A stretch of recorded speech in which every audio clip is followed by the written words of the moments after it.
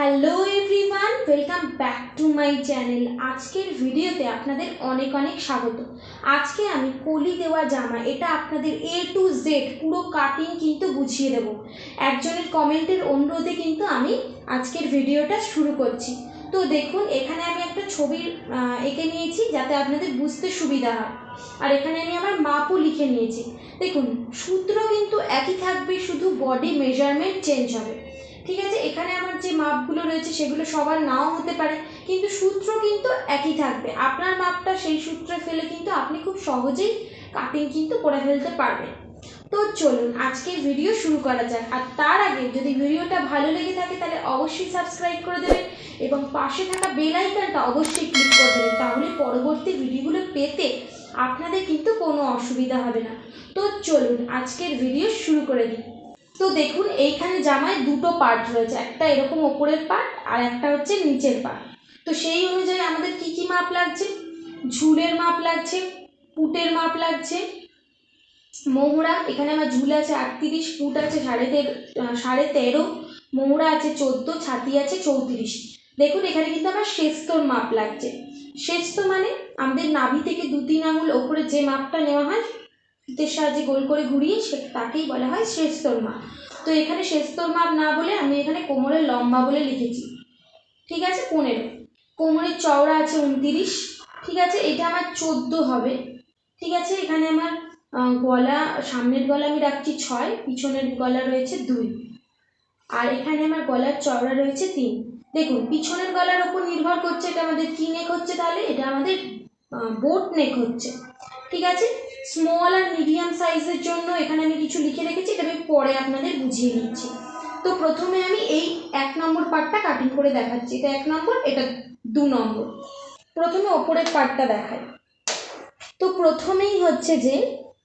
প্রথমেই আমি একটা স্ট্রেট লাইন টেনে নিলাম। এইটা কিন্তু জোড়া দিক, সবসময় যেদিকে অনফোল্ড সাইড মানে জোড়া দিক কাপড়ের, সেই দিকটা কিন্তু সবসময় আমাদের দিকে থাকবে কাটিং করার সময়, এটা জোড়া দিক। আর এইটা ওপরের পার্টটা কাটিং হবে কিন্তু 4 ভাঁজে। আর এখানে কাপড়ের প্রয়োজন কতগুলো এটা কিন্তু বলে দিচ্ছি।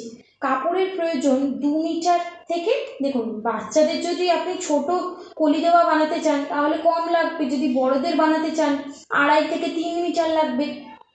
তো এখানে আমি বড়দের দেখাচ্ছি। তো 2.5 থেকে 3 মিটার কাপড় কিন্তু আমাদের প্রয়োজন এই কলি দেওয়া জামা বা কলি দেওয়া চুড়িদার বানাতে গেলে।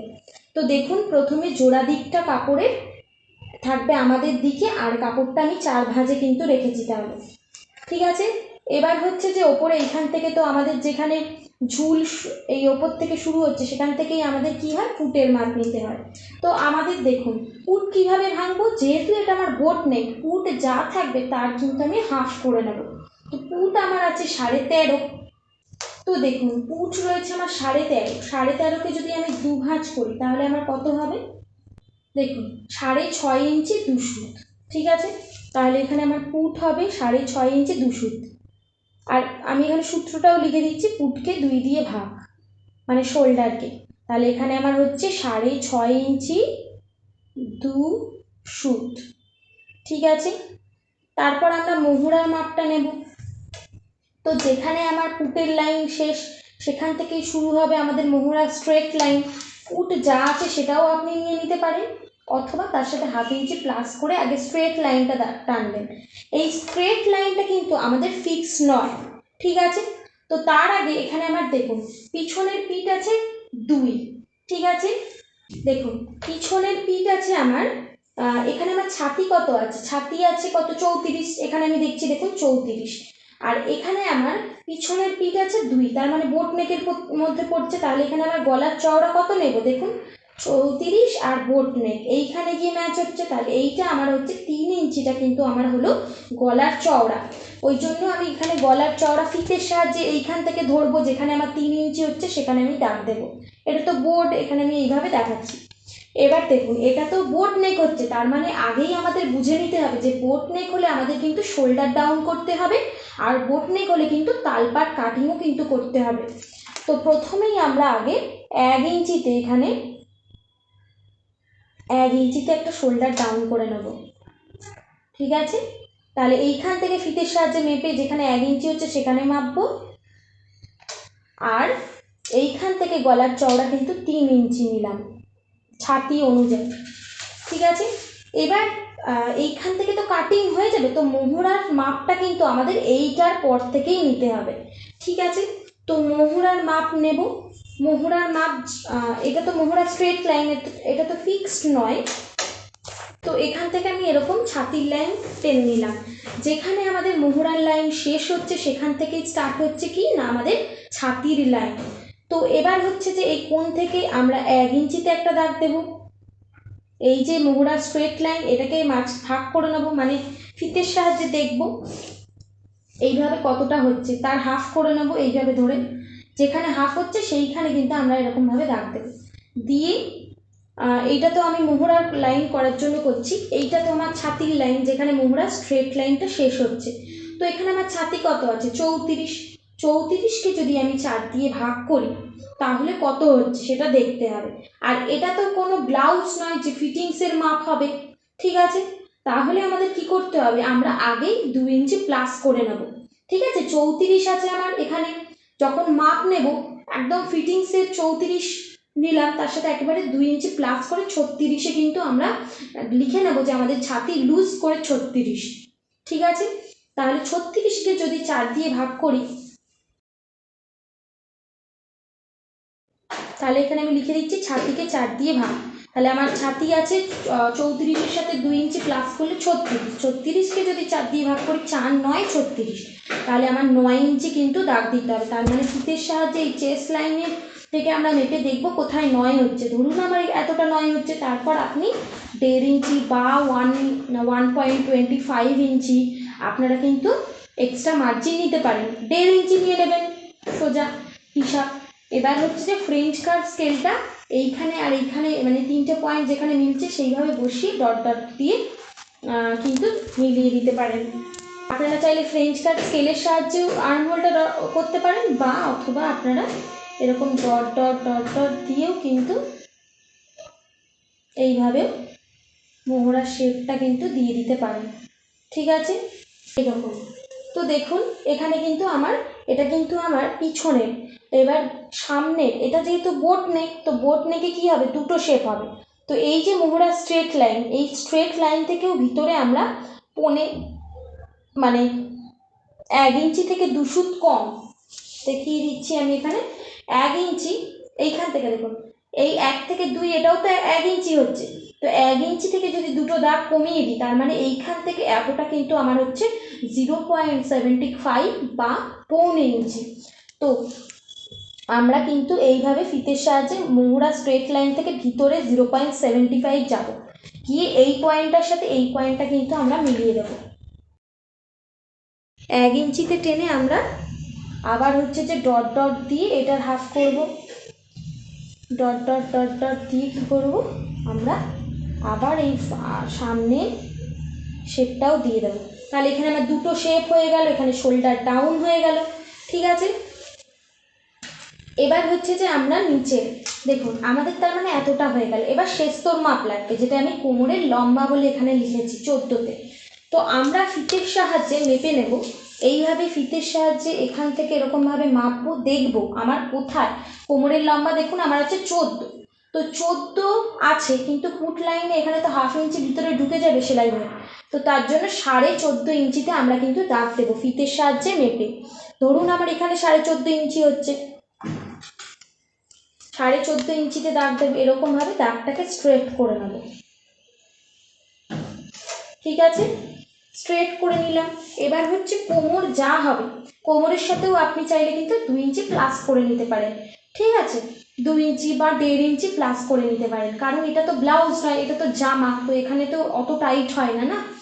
তো এখানে আমরা কি করব, কোমর যা থাকবে মেন কোমর, তার সাথে তো বললাম মাপ নেওয়ার সময় আপনারা 2 ইঞ্চি প্লাস করে নিতে পারেন।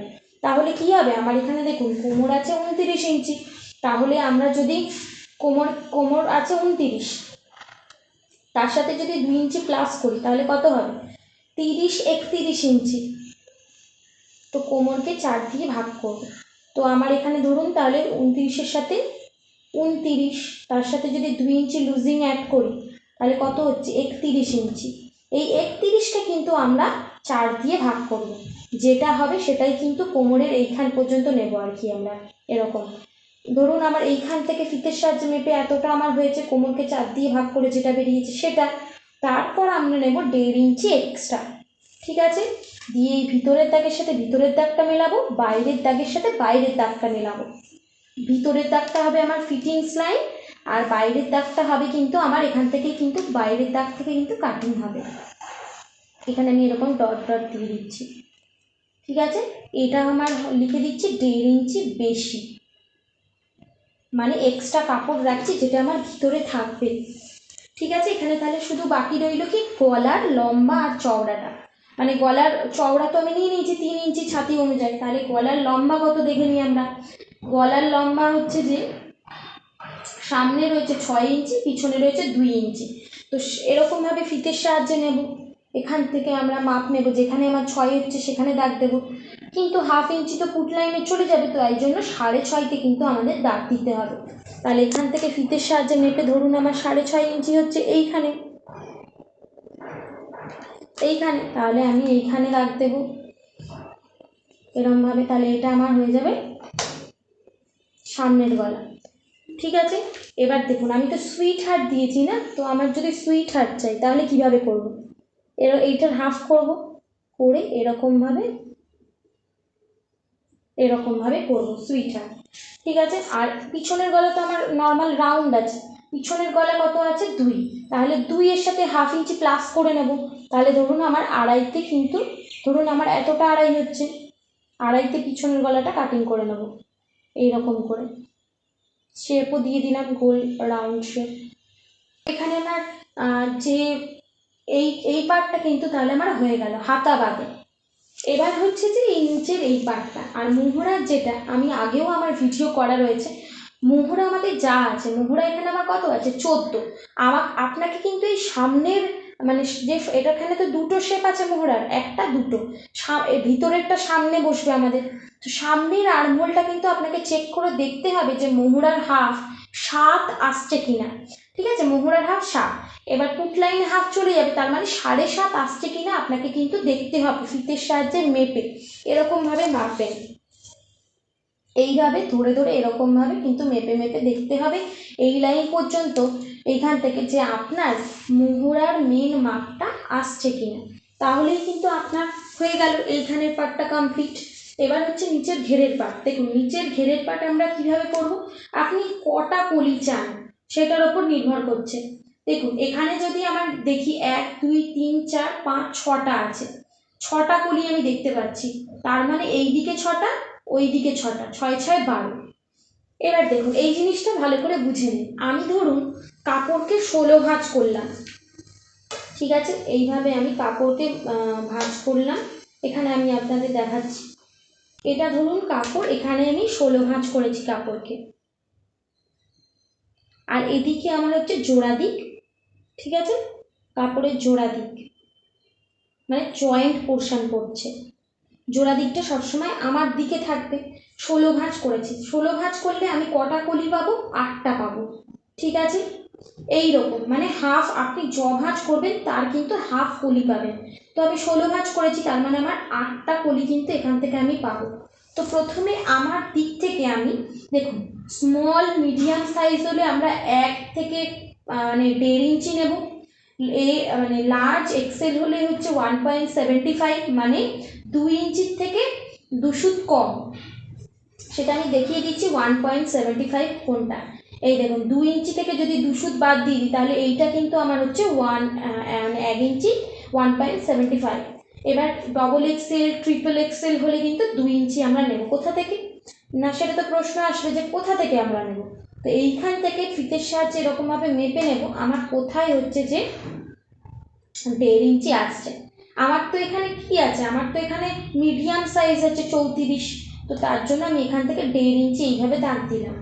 আর সেম এই তো কাপড়টাকে ভাঁজ করে নিয়েছি 16 ভাঁজে, কি একটা বক্স হয়ে গেছে কাপড়টা, আমার জোড়া দিক থেকে 1.5 ইঞ্চিতে দাগ দিলাম, আর এই দিক থেকেও মানে যেদিকে খোলা এদিকে তো ওপেন পোর্শন, ওপেন সাইড পড়বে, তো এই দিক থেকেও কিন্তু যতটা নিয়েছি তার ততটাই কিন্তু মানে 1.5 ইঞ্চি নেব ওই দিক দিয়ে।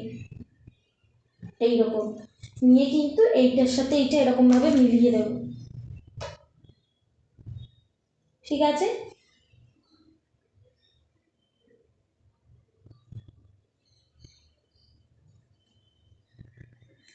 এইরকমভাবে কিন্তু করতে হবে। তার মানে আমি এখানে কত নিলাম, যেহেতু আমার মিডিয়াম সাইজ 1.5 ইঞ্চি নিলাম, এই দিক থেকেও কিন্তু নিলাম 1.5 ইঞ্চি, ঠিক আছে। হচ্ছে প্রথমে আমি এটা আরেকবার বলে দিচ্ছি, কাপড়কে 16 ভাঁজ করলাম। 16 ভাঁজ যদি করি তাহলে কিন্তু আমরা 8টা কলি পাবো। তার মানে যদি 12 ভাঁজ করি তাহলে কটা কলি পাবো, 6টা কলি পাবো, ঠিক আছে। আমি এখানে 16 ভাঁজ করেছি, তাহলে 8টা কলি এখান থেকে কিন্তু আমি পাবো। এবার যে দিকটা পুরো কাপড়ের জয়েন্ট সাইড পড়ছে, পুরো জোড়া দিক, সেই দিকটা আমি আমার দিকে, নিজের দিকে রাখবো। আমার দিক থেকে যদি স্মল বা মিডিয়াম সাইজ হয় 1.5 ইঞ্চিতে দাগ দেবো, ঠিক আছে। আর যদি এল বা এক্সেল হয়, মানে একটু বড় হয়, 36 থেকে 40 ছাতি হয়, ঠিক আছে, তাহলে এল হবে। এক্সেল তার থেকে একটু বড়, তো 1.75 নেব।